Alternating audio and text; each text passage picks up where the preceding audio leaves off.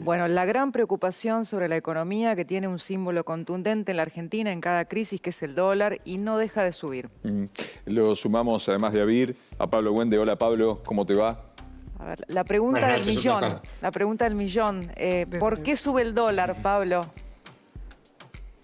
Y es recurrente, ¿no? Todo el tiempo tenemos que hablar de lo mismo. Yo creo que acá hay una mezcla de desconfianza de un gobierno que todavía no consigue hacer pie, que no consigue enhebrar un plan, mostrar hacia dónde quiere ir, y al mismo tiempo hay razones técnicas, digamos, ¿no? Que tiene que ver con un banco central al que le han sacado casi todas las reservas, lo hablamos ya hace un tiempo, y al mismo tiempo muchos pesos que se siguen emitiendo, y el propio ministro de Economía que dice va a haber mucha más emisión de pesos porque tenemos déficit. Entonces, esta mezcla de falta de confianza, falta de rumbo de política económica y cuestiones relacionadas con demasiados pesos en la economía y escasez de dólares llevan a que tengamos esta gran suba del dólar que es casi en este momento una espiral, ¿no? Porque veníamos de un tipo de cambio en el contado con liquidación o el informal a 130, ya está en 170 y esto ha pasado en menos de un mes. Ahora, hoy el Central anuncia nuevas medidas, Sí. Virginia.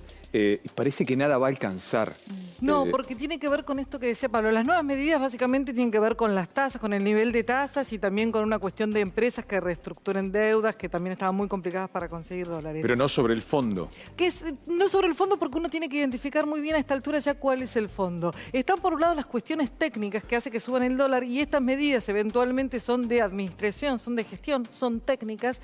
Y después está el problema de fondo que ya empieza a ser más de señales contundentes de rumbo, ya son de fondo, son cuestiones estructurales. El gobierno, se dijo mucho durante la época de Néstor Kirchner, por ejemplo, que Kirchner gestionaba de una manera y el discurso iba por otro lado, que había un divorcio. Hoy no hay lugar a un divorcio. Hoy se necesitan señales de gestión y también señales contundentes, sobreactuar eventualmente, porque si no el mercado no va a haber nada que lo convenza. Claro, lo que pasa es que desde el 1 de octubre, y Pablo, a ver cómo lo ves vos, tenemos una serie de medidas que no paran, anuncios y más anuncios y más anuncios, nada parece hacer Se efecto. devoran con la realidad. Ayer el propio presidente dice no voy a devaluar, pero esas palabras presidenciales no se sostienen ni siquiera en las horas que siguen y hoy tenemos otro techo del dólar. Entonces, ¿cómo sigue la película esta que va en cámara rápida? Lo que pasa, Cris, son todos parches, y creo que vamos a tener que ir al fondo de la cuestión. Yo creo que al fondo de la cuestión ayer lo tocó, valga la redundancia, el Fondo Monetario, que puso el dedo en la llaga y dijo, Argentina no tiene soluciones fáciles, es decir, de esto se va a salir no de manera sencilla. Lamentablemente va a haber fuertes consecuencias para la economía y para la sociedad. No hay manera de salir de esto fácil o de una manera sencilla. Y aparte alertó sobre la brecha cambiaria y dijo no va más la brecha cambiaria. Entonces hay que empezar a pensar y en el equipo económico esto se está hablando. Si se puede seguir o no se puede seguir con el cepo cambiario. Esta es la cuestión acá.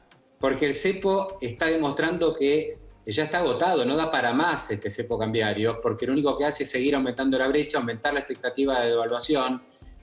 Tuvimos cepo para cuidar la reserva del Banco Central, el Banco Central se quedó sin reservas, y hay que ir a otro modelo, no va más el cepo como lo tenemos hoy. Lo que pasa es que es muy difícil salir del cepo con esta crisis de confianza que tiene el gobierno. Claro, y que te iba a decir, con una inflación que crece, con el miedo a una hiper, porque las consecuencias la va a pagar, siempre insistimos lo mismo, la paga el que menos tiene, ¿no? Pero, a ver, ¿cuánto es sostenible esto? El gobierno dice, yo no voy a ir ahí, yo no voy a ir ahí, yo no voy a ir ahí, y el mercado te dice, tenés que ir ahí, no te creo, vas a tener que ir ahí, porque ¿qué quiso decir el fondo con va a ser difícil salir?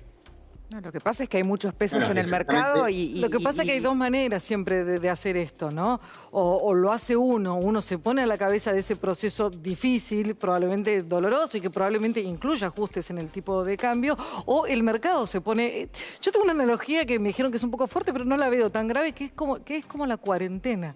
La cuarentena o la flexibilizaba el gobierno ordenadamente o se flexibilizaba de hecho. Bueno, acá puede pasar algo parecido y bueno, el gobierno todavía está a tiempo claramente de resolver. Con la brecha tan alta, ¿cuál sería, perdón, quiero una pregunta parece idiota, pero cuál podría ser el plan sin que fuera un desastre y arriba más de los que ya están debajo de la pobreza se metan adentro de esa bolsa de pobreza altísima que tiene Argentina, Pablo?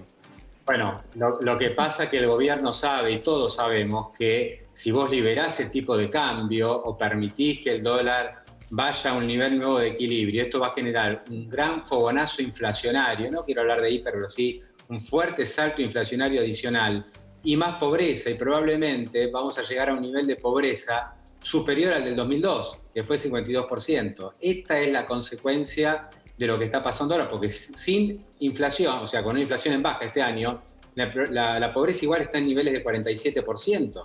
Entonces, lo que estamos viendo ahora es que en algún momento vamos a tener que ir hacia un sinceramiento cambiario y eso te va a generar más inflación. Por eso el fondo te está diciendo no hay soluciones fáciles. Tampoco la salida es lo que está haciendo el gobierno ahora, que es decir, no hago nada, hago de cuenta que está todo bien, que el tipo de cambio oficial es el único que vale, subestimo lo que pasa en los otros mercados financieros o con el dólar contado con liquidación o el blue, hago de cuenta que no existen y entonces sigo como si no pasara nada. Claro, me parece que es el peor de los medios. Claro, es que el tema es que el costo de seguir esperando probablemente es hasta más alto que el costo alto que ya tenés para solucionar el problema. Por supuesto, porque hace 2 meses el contado con liquidación, el dólar bolsa, estaba a 110 pesos.